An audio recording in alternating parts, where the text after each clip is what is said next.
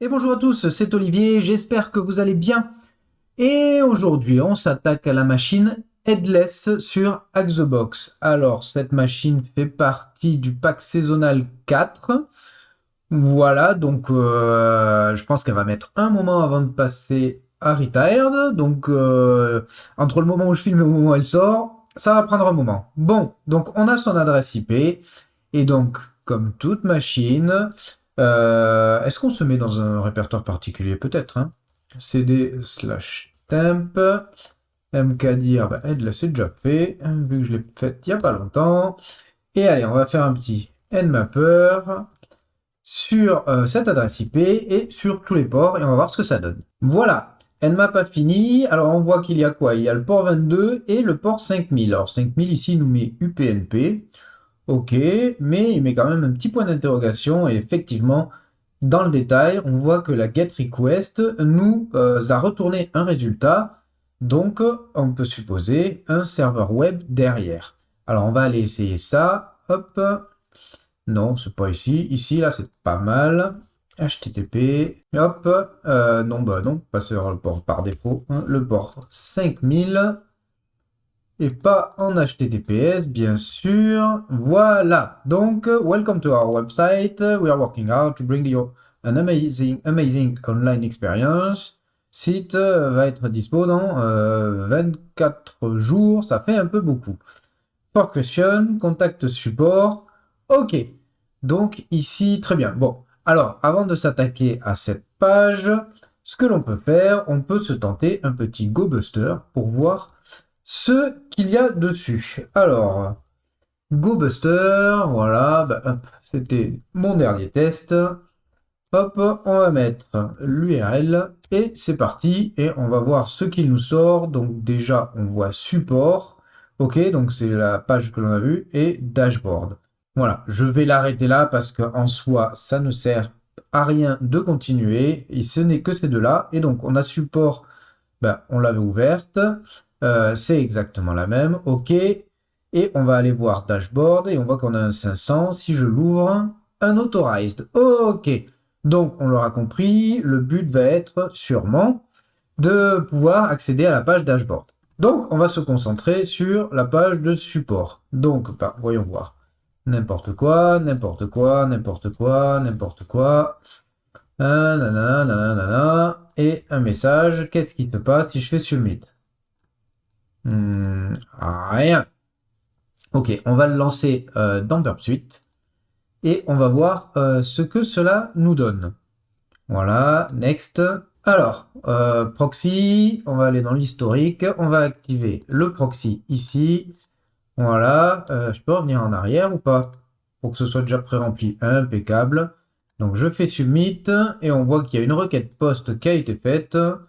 Voilà, avec nos infos. Et voilà, la page qui se raffiche. Ok. Donc, on voit un formulaire de saisie. Alors, on va revenir en arrière. Qu'est-ce que l'on pourrait faire? On pourrait essayer du XSS. Voir si il se passe quelque chose. Donc, par exemple, si je mets script, alerte, hop, coucou, et on ferme la balise script. Et là, si je l'envoie, ah, une une tentative de hacking a été détectée, l'IP adresse a été récupérée et on a plein d'infos. En fait, qu'est-ce que cela nous indique? Donc, effectivement, il y a eu une tentative d'intrusion. Après plusieurs tests, ce qui est détecté, je vais revenir en arrière, c'est le fait d'ouvrir et de fermer les chevrons. Alors, on va appeler ça chevron, je sais pas, les supérieurs inférieurs, voilà. Si je refais submit, voilà, on obtient ça. Donc ici, on ne peut rien mettre. Par contre, qu'est-ce que l'on voit? On voit qu'on a différentes infos. Et ces infos, en fait, c'est les infos du header de notre requête. C'est-à-dire que là, si je regarde ici, on voit que ce sont ce genre d'infos. Donc ce que l'on va essayer, c'est peut-être de faire du XSS là-dedans. Et de se dire que peut-être derrière, il y a du Reflected XSS. Le Reflected XSS, en fait, c'est quand une valeur d'un des champs est utilisée pour donner une info à l'utilisateur. On reflète une valeur. Voilà. Et donc ici, on peut se dire, ben, on utilise par exemple header, user agent, genre content length, content type. Voilà. Tout ça, ce sont des infos qui ont été récupérées par le serveur du post qu'on a fait et qui ont été affichées à la page. Donc elle est reflected. Et donc peut-être qu'en mettant du XSS là-dedans, ça va marcher. Alors, comment on va faire ça? Ben, on a intercepté une des requêtes. On va prendre celle-là. On va l'envoyer dans notre repeater. Hop, voilà. Donc ici, on a les caractères bizarres qui nous permettent. Donc normalement, si je l'envoie, voilà, on a hacking attempt detected. Et donc, si on cherche, ben, on va prendre quoi? On va prendre content type, par exemple, ici. Hop, où est-ce qu'il est? Accepter de langage. Ah, on pourrait tenter accepter de langage. Allez, tiens, je l'ai là sous les yeux. Accepter de langage. Donc, on va le prendre. On va se le mettre là. Et on va faire en sorte de l'auto-scroll. C'est-à-dire que si je relance ma requête, on va directement dessus. Donc ici, accepter de langage. Voilà. Donc, par exemple, ici, si par exemple, je mets H1, voilà, et que je la ferme. Hop, H1. Voilà, pour le mettre en majuscule. Si je l'envoie, on voit qu'il a mis la balise H1 ici. Pour mieux le voir, tiens, pour mieux le voir, pour voir l'effet que ça donne, on va repartir là-dedans, dans proxy, intercept. On va s'en relancer une comme ça, on va l'intercepter et on va le modifier. Voilà, comme ça vous allez voir ce que ça donne.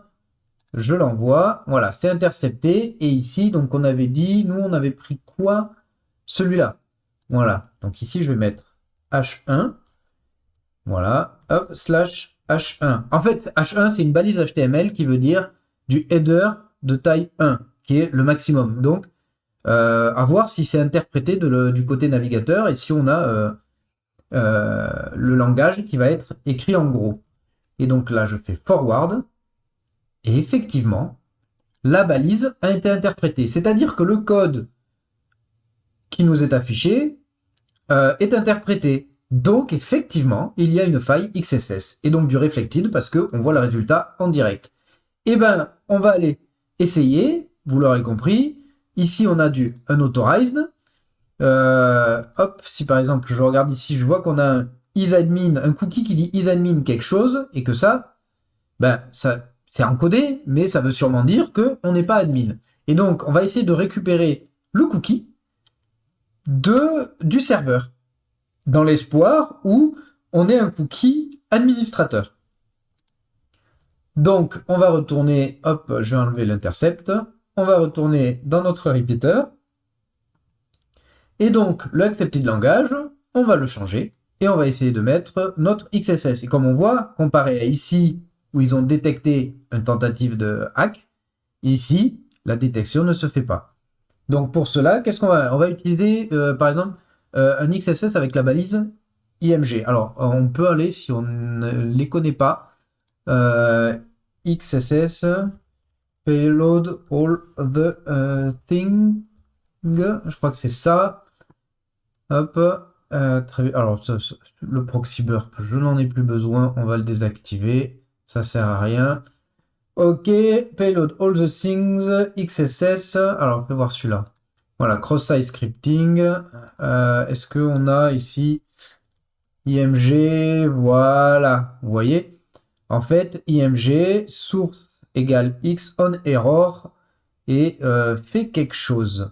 Alors ça, c'est un keylogger. On n'a pas un plus simple. On error XSX alerte, alerte, alerte, alerte, alerte. Donc voilà, ça, c'est du ultra simple, mais en erreur, nous, on va pas faire du alerte. Ce qui ne nous servirait à rien. Quoique. On peut l'essayer, ça. Intruder. On va retourner dans le proxy, juste pour vérifier un truc. Alors, reviens, là, reviens en arrière. Oui, ça on s'en fout. Voilà, reviens en arrière, je viens de te dire. Hop là, reviens en avant. Je vais avoir mes valeurs. Forward. Voilà. Ça, donc submit. Ici et ici, voyons, par exemple, ici, si je mets ça et à la place... est-ce que ça déjà, ça marcherait? Forward. Non, ça marche pas. Forward. Ah, si, ça marche. Ah, attendez. Attendez. Hop. Forward. Reviens encore. Voilà, c'est bon. Submit. Et là, par exemple, si on avait dit qu'on prenait celui-là, on va remettre ça. Et à la place de ça, on va mettre document.cookie. Qu'est-ce que ça donne, ça? Forward. Forward. Eh ben, le voilà. Le voilà. On a un joli cookie isAdmin égale. Qui, alors attendez, est-ce que c'est peut-être le même que le mien, hein? ZFS. ZFS, oui. Ah bon, c'est vrai, ça ne fonctionne pas. On va le faire autrement alors. Ouais, ça doit me donner le mien. Nous, ce qu'on veut, c'est celui du serveur. Alors, en fait, pour cela, alors on va stopper ça, on va stopper ça. Voilà. Bon, c'était juste un petit test pour voir. Il y a de l'idée. On va le faire comme je l'avais fait la dernière fois. La toute première fois, enfin la dernière fois où je l'ai fait. Hop, on va donc y coller ça. Et à la place en fait de alerte, on va faire un fetch. C'est-à-dire un fetch là en JavaScript, c'est fait un get, fait une requête get vers quelque part. Et ce que je vais mettre moi, c'est que je vais me créer un serveur HTTP et je vais la faire vers moi en rajoutant dans l'URL le cookie. Donc, alors déjà on va l'écrire, donc on va faire un fetch de l'URL http donc mon hypermoi 10.14.106, voilà, slash, on ferme, un petit plus, document.cookie. Voilà, on ferme, et donc normalement, ça devrait bon. Voilà, si jamais tu te mets en erreur, tu fetches cette URL dans lequel tu colles cookie, document.cookie. Très bien, et donc avant de le lancer, ici, on va remonter, on va se faire un petit serveur HTTP sur le port 80, hein, voilà, et on va voir ce que ça donne si j'envoie la requête. C'est parti. Alors, il fait rien. Là, j'ai mon fetch en erreur, oui, qui se met bien. Alors, je crois que la dernière fois, il fallait que j'insiste un peu. Est-ce que ça finit par s'afficher ou pas? Voilà. En prenant du temps, en fait, voilà. Voilà, ça arrive. En fait, c'est lent. C'est lent. C'est vrai qu'au début, j'étais plutôt pressé. Je me dis, bon, ça marche pas et j'essaie autre chose. C'est après, en revenant sur cette fenêtre, je me dis, mais tiens, j'ai une valeur.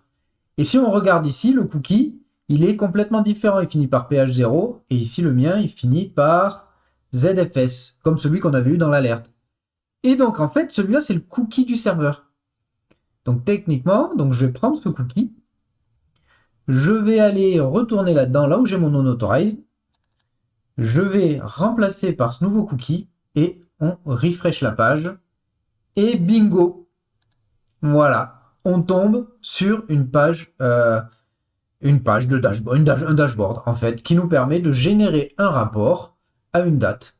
Ok. Donc par exemple, si je clique sur Generate Report, système are up and running. Ok, c'est cool. Et ben, on va relancer Burp. Je sais même pas pourquoi je l'ai arrêté. On va retourner dans notre proxy, notre HTTP history. Alors on va vider ça. Parce que là, on n'en a plus besoin. Oui, vas-y, vide ça.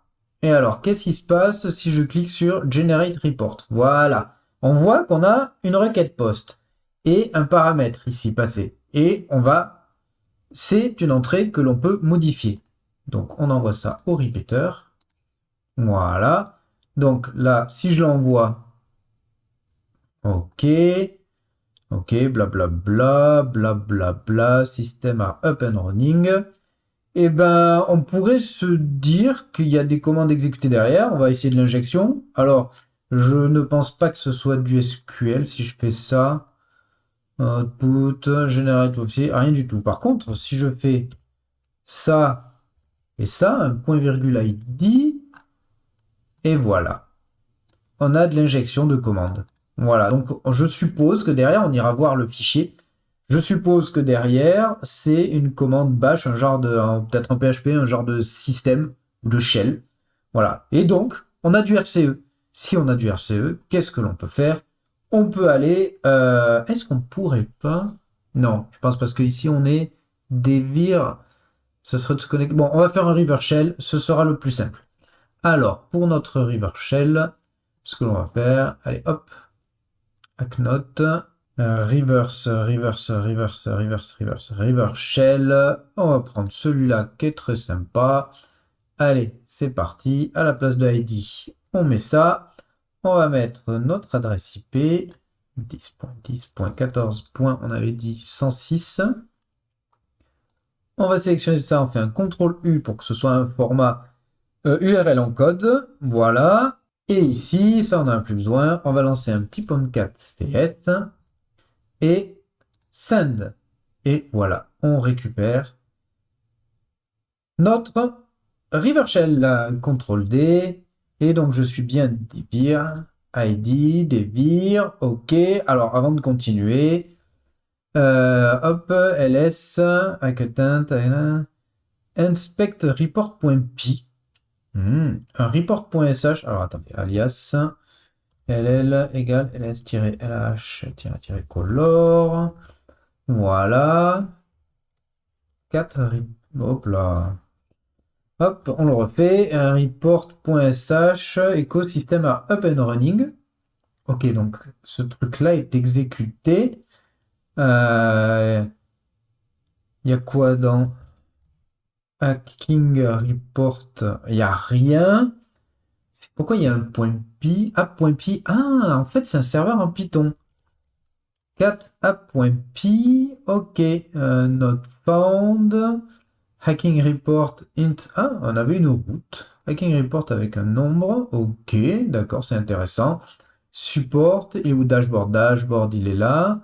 Et si on a un post, alors de post popen bash report. Voilà. C'est ici. En fait, quand on fait un post, on récupère la date. Et qu'est-ce qu'on fait? En fait, on fait un bash. On exécute une commande, en fait. Bash qui lance report.sh avec la date collée. Et donc, nous, on s'est mis dedans. On a mis point virgule et les commandes. Et donc, on a pu faire du RCE grâce à ça. Très bien. Donc ça, c'est fait. Alors, c'est parti. CD, ok. Donc là, si on regarde, on a bien le user.text dont le groupe dir, devir peut le lire. C'est bon, on a la première étape. Et donc, si on a cette étape, maintenant, prochaine étape, devenir route. Alors pour cela, un truc que l'on fait, sudo-l. Et voilà, on m'a pas demandé de mot de passe. Et on voit que je peux exécuter en tant que sudoer, sans mot de passe, le fichier syscheck. Donc si je fais un file de ce fichier, on voit que c'est du bourne shell. Ok, donc on peut faire un cat dessus. Et on va voir ce que l'on peut faire. Donc effectivement, donc cette partie-là, ça teste notre EUID, qui s'il n'est pas égal à 0, on exit. Donc ça veut dire qu'il faut le lancer en route. Et donc avec un sudo. Ok, ensuite là il y a des commandes, voilà, et on voit qu'elles ont tout un chemin absolu pour éviter de la modification de path. En revanche, si on continue à lire, qu'est-ce qui se passe ici? Database services not running, starting it, et là, regardez, ça exécute le initdb.sh du répertoire courant, à partir duquel on exécute le script syscheck. Je ne sais même pas s'il existe ce fichier. Je ne vais même pas regarder, il existe ou pas. Ça marche, locate? Non, locate not found. Find. Alors, comme ce script est lancé dans user/bin, user/bin/init, non. Quand on sera route, on fera une petite recherche, on verra si ce fichier existe. Donc voilà, donc vous l'aurez compris, ce qu'on va faire, c'est qu'on va se créer un fichier initdb.sh et qui sera exécuté par route. Donc, vi initdb.sh, qu'est-ce qu'on peut lui mettre? /bin/bash, tout simplement. Je sauvegarde. chmod +x initdb. Voilà, et donc on va reprendre ça. Sudo Bam, je lance. Et là, si je fais ID, je suis route. CD slash route. LL, ça marche ou pas? Non. LS. Voilà. J'ai un route ls-l. Voilà, j'ai accès à mon flag route. Voilà, alors on aurait pu faire autrement, hein. Dans UnitDB, on met ce qu'on veut, hein. Donc j'ai ça, donc on avait dit que l'on cherchait. Ça marche si je fais ça? Ouais, ça marche un peu, ça marche. On avait dit qu'on l'on cherchait, voir si on a ça. Voilà, donc si je fais ça, ça, tirer name, ce truc-là, et les erreurs dans dev nul. On va voir si ce truc-là existe quelque part. Je ne sais pas. Je ne sais pas si ça existe vraiment, si c'était juste le... Ah, si, si. Home DVD. Ah oui, non, mais ça, c'est moi qui viens de le créer. Bon, j'ai pas l'impression qu'il y ait quoi que ce soit, c'est pas bien grave. Ah, je me suis fait déconnecter. Ok. Alors, regardez, hop, on va redevenir route. Add user Kiku. Voilà, copying.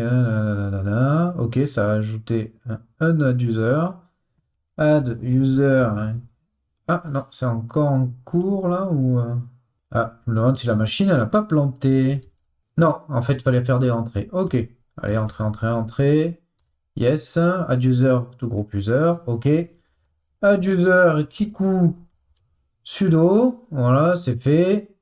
Et donc maintenant, si hop, on va se prendre notre truc et on va faire SSH Kiku at. Hop, elle est où mon IP? Elle est où mon IP? Elle est là. Tac. À cette IP. Yes. Mot de passe. J'avais rentré un mot de passe. Ah mince. Ah mince. Mince, mince, mince. Et oui, comme j'avais pas de retour, là, c'est pas bien grave. On va faire add user Kiku 2. Voilà. Je veux pas de mot de passe. C'est possible? Ouais. Voilà. Très bien. Add user Kiku 2 à sudo. Voilà. Donc on va réessayer avec Kiku 2 pour voir si j'ai 100 mots de passe. Est-ce que ça passe sans mot de passe? Ah non, il veut un mot de passe obligatoirement. Ah ah! Ok, c'est pas grave. On va faire passe WD de Kiku. On va rester sur Kiku. De Kiku. Je veux que ce soit Kiku, Kiku. Voilà. Et donc, hop, on va revenir là avec Kiku. Je fais Kiku. Voilà, je suis connecté en tant que Kiku. Et comme je suis sudoer, sudo su. Kiku, voilà. Et là, je suis vraiment route avec un joli bash. Voilà, ça, c'était juste pour le fun. Voilà, voilà. Bon, machine pas bien compliquée, hein, c'est une machine simple. Voilà, de penser au Reflected XSS, de se dire, ok, en fait, c'est simple, on le teste, on voit qu'on obtient une erreur, c'est-à-dire que c'est interprété quelque part, et à fonction des infos qui nous ont été affichées, justement, de se dire, bah tiens, on va essayer de le faire directement sur le header HTTP. Voilà, voilà, et après, trouver ce script, voilà, trouver que la faille, que voilà, il y en a un, l'exécution du initdb est en /, donc sur le répertoire courant, grosse erreur, et on devient facilement route. Voilà, voilà, bon, mais j'espère que ça vous a plu, et je vous dis à très bientôt. Tchuss!